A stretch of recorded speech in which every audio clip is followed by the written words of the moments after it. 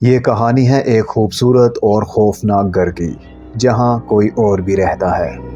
علیزہ کی گاڑی ایک پرانے وکٹورین گھر کے سامنے رکی جس کی شاندار خوبصورتی اب ٹوٹ پھوٹ کا شکار تھی۔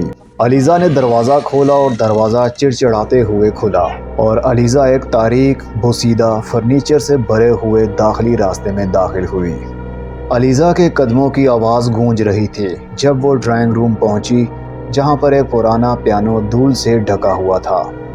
ایک اوپری کمرے میں علیزہ کو ایک پرانی ڈائری ملی جو نائٹ سٹینڈ پر رکھی ہوئی تھی۔ اس کی جلد بوسیدہ تھی۔ ڈائری میں عجیب آوازیں، خود بخود حرکت کرنے والے سائے اور ہر وقت نگرانی کرنے کا احساس لکھا ہوا تھا۔ جیسے ہی علیزہ نے آگے بڑھنا شروع کیا، ایک مدھم سرگوشی اسے ایک لمبے راہداری تک لے گئی جس کی دیواروں پر پر اسرار تصویریں لگی تھیں۔ ایک لمبا تنگ راستہ، موم بتیوں کی مدھم روشنی اور عجیب تصویریں جن کی آنکھیں پیچھا کرتے ہوئے محسوس ہو رہی تھیں۔ سرگوشیاں چیخوں میں بدل گئیں جب وہ راستے کے آخر میں ایک بند کمرے کے قریب پہنچی۔ راستے کے آخر میں ایک لکڑی کا بند دروازہ جس پر ناخنوں کے نشان نمایاں تھے۔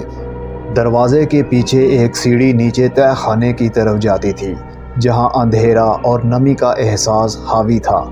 ایک تاریک اور پرانے انداز کی سیڑھی جو ایک گپ اندھیرے تہہ خانے میں جاتی تھی۔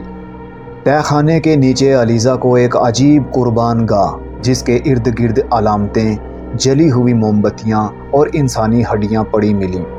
ایک پر اسرار قربان گاہ، کم روشنی والا کمرہ، عجیب علامتیں اور ارد گرد بکھری ہوئی ہڈیاں۔ اچانک علامتیں چمکنے لگیں اور سائے حرکت کرتے ہوئے ایک خوفناک شکل میں تبدیل ہو گئے۔ ایک سائے سے بنی ہوئی عجیب مخلوق جو چمکتی علامتوں سے نکل رہی ہو اور اس کے سائے پورے کمرے میں پھیل رہے ہوں۔